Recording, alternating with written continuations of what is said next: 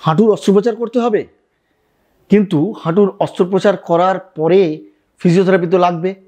আপনি কি জানেন যে হাঁটুর অস্ত্রোপচার করার আগেও ফিজিওথেরাপি লাগবে? শুধু হাঁটু অস্ত্রোপচার করলেই হবে না, তার আগে থেকেই আপনাকে ফিজিওথেরাপি করে তারপরে কিন্তু অস্ত্রোপচার করতে হবে। আজকে আমরা এই সব নিয়ে আলোচনা করব।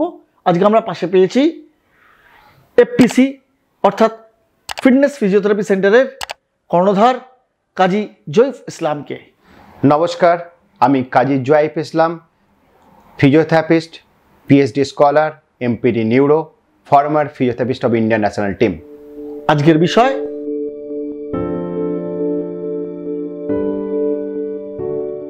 আর্থ্রাইটিস অনেক টাইপের হয়, তার মধ্যে কমন হচ্ছে অস্টিও আর্থ্রাইটিস। আরও এক রকমের আর্থ্রাইটিস হয় যেটা রিউম্যাটয়েড আর্থ্রাইটিস বা সেপটিক আর্থ্রাইটিস বা জুভেনাইল আর্থ্রাইটিস খুব বাচ্চাদের হয়। কিন্তু সবথেকে বড় ওয়েতে হয় যেটা অস্টিও আর্থ্রাইটিস। প্রত্যেকটা বাড়িতেই ঘরে জেনেটিক্যালি প্রত্যেকের বাবা মা প্রত্যেকেরই হাঁটু নিয়ে সমস্যায় ভুগেন।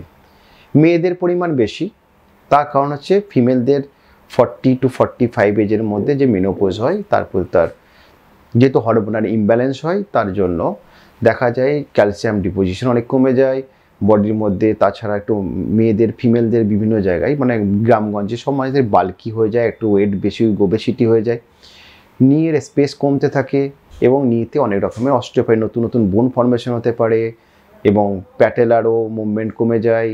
এবং যেহেতু ওরা নিয়মিত কোনো এক্সারসাইজের মাধ্যমে থাকেন না বা কোন পরিমাণ ডায়েটারিও কীভাবে ইনটেক করা উচিত সেগুলো ঠিকমতো করেন না, বা কী ধরনের আমার নিজের লাইফস্টাইল ঠিকমতো মেনটেন করা উচিত সেগুলো ঠিকমতো দেখেন না।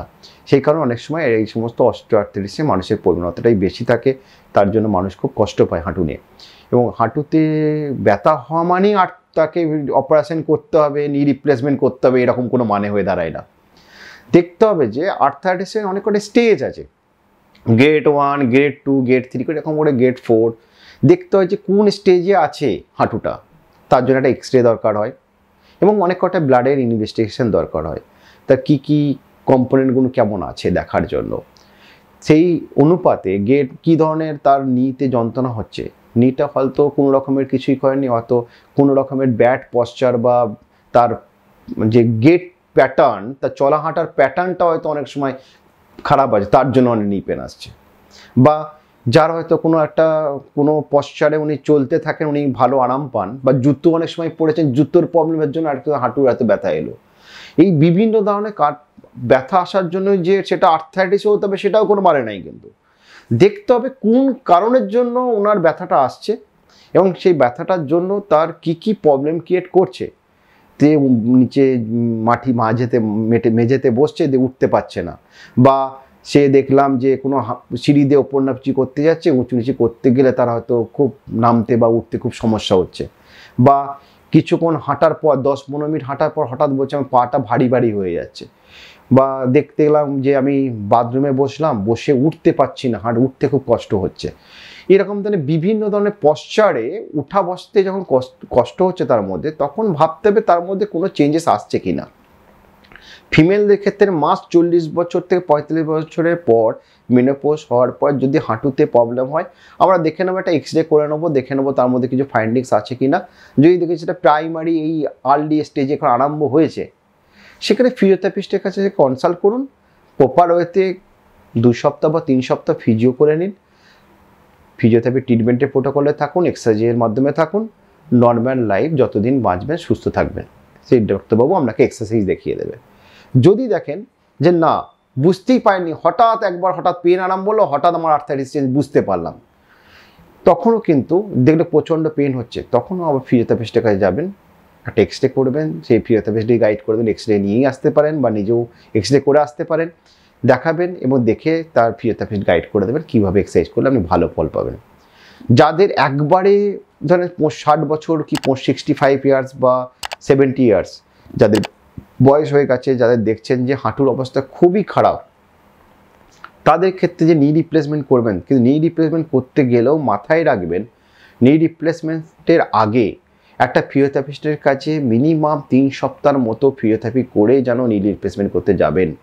তাই যদি কেন যাবেন, তা নি রিপ্লেসমেন্ট করার পর মাসের অনেকটা ওয়েস্টিং হয়, যে ওয়েস্টিংয়ের জন্য আবার প্রবণতা থাকে তার রিকারেন্ট ইনজুরি হওয়ার, এবং তার যে ফিজিওথেরাপি করলে মানে তখন যদি আপনি অপারেশন করার পর ফিজিওথেরাপি মাস্ট নি রিপ্লেসমেন্ট পর আবার নি বেন্ডিং করার জন্য, কিন্তু তার আগে যদি ফিজিওথেরাপি করে থাকেন তাহলে আপনার যা হাঁটুর স্ট্রেংথ বা যে মাসেল পাওয়ার ঠিক থাকবে, তাতে আপনি খুব তাড়াতাড়ি রিকভার হয়ে আবার নর্মাল লাইফে ফিরতে পারবেন। যদি নি রিপ্লেসমেন্ট না করতে যারা চান, যাদের গেট 4 অস্টিও আর্থ্রাইটিস আছে, যাদের নি রিপ্লেসমেন্ট আমরা করতে চাই না, তারাও একটা ফিজিওথেরাপিস্টের কাছে শরণাপন্ন হতে পারেন। তারা গিয়েও ফিজিওথেরাপিস্টের কাছে ঠিকমতো প্রপার ওয়েতে ফিজিওথেরাপি করলে অনেকটাই আপনি আরাম পাবেন।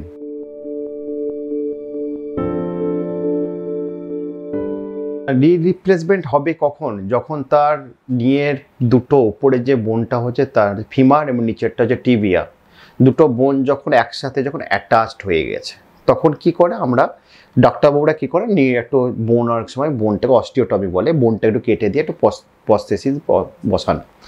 এই ক্ষেত্রে একটা সিমেন্টেড একটা নন সিমেন্টেড, এই ক্ষেত্রে যে দিয়ে একটু স্পেসটা একটু রিডাকশন করে একটু বাড়িয়ে দেন। এই ক্ষেত্রে যে স্পেস যাতে থাকে না একেবারেই পুরো দুটো বোন সেটে গেছে এবং তার সাইনোবেল ফ্লুইড রাপচার হয়েছে, কার্টিলেজ রাপচার হয়েছে, তখন আমরা বা মিনিসকাস রাপচার হয়েছে, তারপরে আমরা সেগুলোকে আমরা চলে যাই গেট 4 অস্টিওআর্থ্রাইটিসে, তখন আমরা যাই অপারেশনের দিকে, নি রিপ্লেসমেন্টের দিকে। এবার অনেক সময় কি হয় যে দুটোর মধ্যে মানে দুটো বোনের মধ্যে দেখা যায় যে একটা বোন থেকে একটা বোন হয়তো সরে চলে গেছে, ঠিক আছে, মানে একটা তার রিপ্লেসমেন্ট হয়ে গেছে হালকা, তখন আমরা অনেক সময় মানে দেখি থাকি যে আমরা এটা করা দরকার, বা এফএফডি অনেকটা বেড়ে গেছে, দরকার পড়ে। এর অনেক কিছু কারণে আমরা নি রিপ্লেসমেন্ট কথা ভাবি, কিন্তু নি রিপ্লেসমেন্ট করার আগে যারই নি রিপ্লেসমেন্ট করতে যাবেন অবশ্যই যেন 3 সপ্তাহ থেকে 1 মাস ভালোভাবে ফিজিওথেরাপি করে মাসেল বিল্ড করে যাবেন, নিয়ের একটু স্ট্রেংথ বাড়িয়ে যাবেন, তারপরে ফিজিওথেরাপি করলে খুব তাড়াতাড়ি আবার রিকভারি করে ফিরে আসতে পারবেন। যদি না করে যান তাতে অনেক মাসেল ওয়েস্টিং হয় এবং তার ক্ষেত্রে ফিরতেও অনেকটা টাইম লেগে যায়, অনেকের ক্ষেত্রে অনেক ইনজুরির প্রবণতাও থেকে যায়। সেক্ষেত্রে মাথায় রাখবেন, যদি নাও করাতে যান, যদি নি রিপ্লেসমেন্ট না করাতে যাবেন, না রিপ্লেস করাবো না, তাহলে আপনি একটা ফিজিওথেরাপিস্টের সঙ্গে কনসাল্ট করতে পারেন, যতটা ট্রিটমেন্ট করে কিছুটা নিজেকে ভালো রাখার জন্য।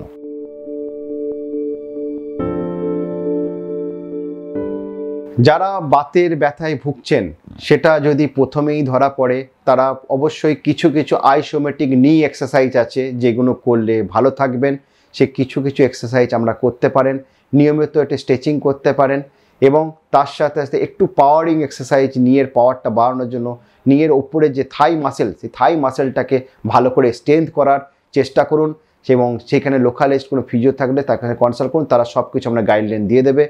এবং যারা একটু অল্প মানে নতুন হয়ে না হয় একটু পুরনো যারা নিয়ে সমস্যা নিয়ে ভুগছেন হাঁটুতে, তারা অবশ্যই এই এক্সারসাইজগুলো ছাড়াও ফিজিওথেরাপির কাছে বিভিন্ন ধরনের মেশিনারি ট্রিটমেন্টও আছে, সেই ট্রিটমেন্টগুলো নেন, সেই ট্রিটমেন্টগুলো নিলে আপনি ভালো থাকবেন এবং সুস্থ থাকবেন। অসংখ্য ধন্যবাদ ফিজিওথেরাপিস্ট কাজী জুয়েফ ইসলামকে আমাদের সময় দেওয়ার জন্য। ফিজিওথেরাপি সম্পর্কে অনেক কিছুই বলা হলো, অনেক কিছুই বলা হলো না। নতুন কিছু জানতে মেডি টিপসের পর্দায় আপনার চোখ রাখুন আরও নতুন নতুন তথ্য সংগ্রহ করার জন্য। নমস্কার। ভিডিওটি ভালো লাগলে অবশ্যই একটি লাইক দিন এবং শেয়ার করুন সচেতনতা বাড়িয়ে তুলতে। আর হ্যাঁ, যারা মেডি টিপস ইউটিউব চ্যানেলটি এখনও সাবস্ক্রাইব করেননি তারা সাবস্ক্রাইব করে নিন আমাদের এই মেডিকেল রিলেটেড ইউটিউব চ্যানেলটি, এবং পাশে থাকা বেল আইকনটিকে প্রেস করে দিয়ে অল বাটনটিকে ক্লিক করে দিন, যাতে নতুন ভিডিও আপলোড করলেই তার নোটিফিকেশান পেয়ে যান আপনারা।